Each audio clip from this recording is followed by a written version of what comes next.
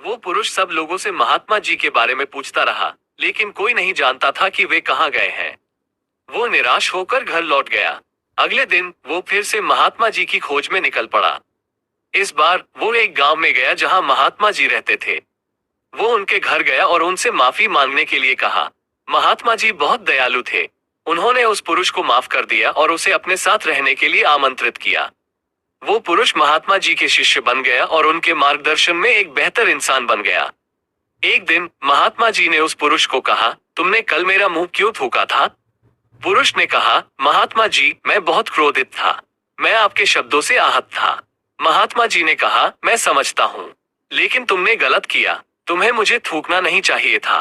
पुरुष ने कहा, मुझे पता है कि मैंने गलत किया है। मैं बहुत शर्मिंदा हूँ। महात्मा जी ने कहा, सभी लोग गलत करते हैं, लेकिन माफी मांगना और अपनी गलतियों से सीखना महत्वपूर्ण है। पुरुष ने महात्मा जी से बहुत कुछ सीखा। उसने सीखा कि क्रोध एक नकारात्मक भावना है जिससे हमें दूर रहना चाहिए। उसने ये भी सीखा कि माफी मांगना और अपनी गलतियों से सीखना महत्वपूर्ण है।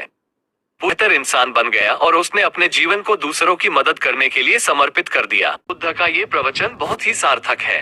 क्रोध और ईर्ष्या मनुष्य के सबसे बड़े शत्रु हैं। ये मनुष्य को अंध कर देते हैं और उसे बुरे कार्य करने के लिए प्रेरित करते हैं।